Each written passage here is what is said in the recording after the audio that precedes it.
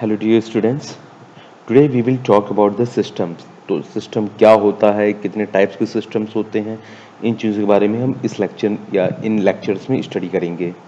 तो पहले हम बात करते हैं what is system.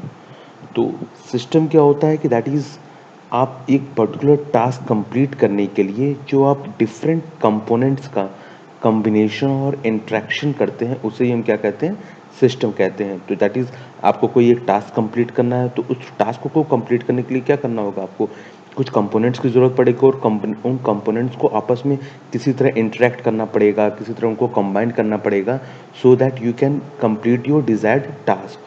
So this is called the system. Therefore, a system is nothing but the combination and interaction of several components to perform a desired task. Now जो आपकी components हो सकते हैं वो फिजिकली हार्डवेयर भी हो सकते हैं या आपकी कोई एक सॉफ्टवेयर बेस्ड एल्गोरिथम भी हो सकता है। तो दोनों में से कोई भी चीज़ आपकी एज ए कंपोनेंट काम कर सकती है। नाउ जो सिस्टम्स होते हैं वो आप कई दैट इज़ अगर आपको एक बड़ा टास्क करना है तो क्या कर सकते हैं कि आप दो या दो से ज़्यादा सिस्टम्स को कंबाइन करके एक और लार्ज अमाउंट का एक या लार्ज शेप में आप एक बड़ा सिस्टम बना सकते हैं। देयरफॉर इन उस केस में जो कंपोनेंट सिस्टम्स होते हैं are refer to as the sub system. तो जो मतलब आप बैक में जो आप component system as a component जो यूज़ कर रहे हैं उसे हम कहेंगे sub system. Therefore, if we'll talk about a system, तो system is nothing but the set of rules to draw a desired output from a given set of input। तो आपका एक सेट ऑफ रूल्स होता है जिससे आप अपना output लाना चाहते हैं कुछ दिए हुए इनपुट से, तो उसे ही हम क्या कहते हैं, एक सिस्टम कहते हैं। तो आप देख सकते हैं यहाँ पे एक सिस्टम का ब्लॉक डायग्राम है। इस ब्लॉक डायग्राम में आप देख सकते हैं that is unit impulse response इसको कहा गया है। तो अभी आप नेक्स्ट लेक्चर्स में भी देखेंगे कि यूनिट इम्पल्स रिस्पॉन्स सिस्टम किसे कहते हैं कि अगर किसी सिस्टम को दिया गया इनपुट इम्पल्स फंक्शन होता है तो उससे मिलने वाला रिस्पॉन्स को हम कहते हैं इम्पल्स रिस्पॉन्स। ठीक है, तो this is an example of simple system where you gives the input and you get your desired output.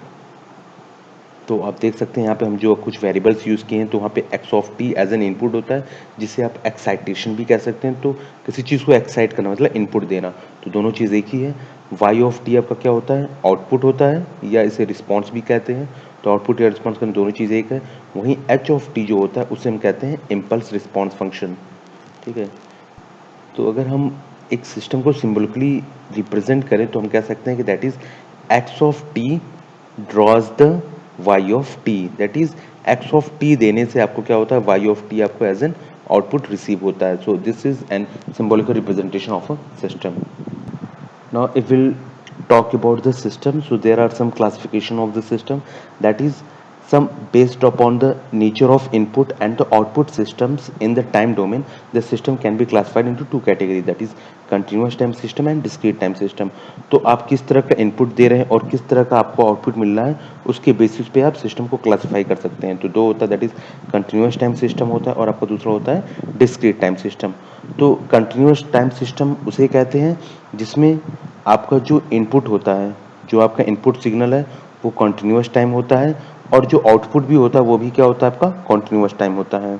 Then it is define as the continuous time system. तो कंटिन्यूस टाइम सिस्टम के लिए input और output दोनों के दोनों जो signal होंगे वो आपके कंटिन्यूस टाइम होंगे।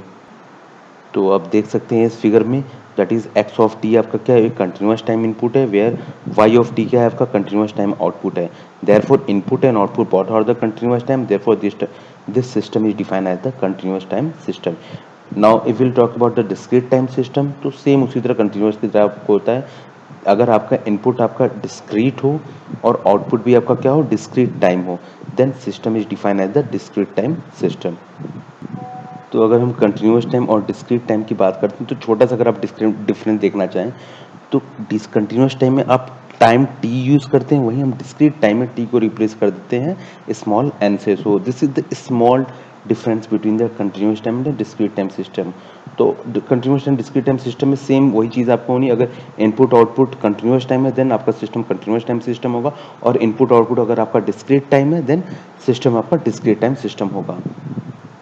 Now, if we'll talk about the continuous time and discrete time systems, they are again classified into into five more parts, that is static या डायनेमिक, जिसे हम स्टैटिक को मेमोरीलेस और डायनेमिक को विथ मेमोरी कहते हैं, linear और non linear system, time varying and non non sorry time varying and non time in sorry time invarying system, causal and non-causal system, and stable and unstable system. So these are the further classification of the continuous as well as the discrete time systems, and these points and these classifications are more important कि आप कोई system static या dynamic कब होगा, linear non linear कब होगा, time variant और time invariant कब होगा, causal non causal, stable and unstable system किसे कहेंगे.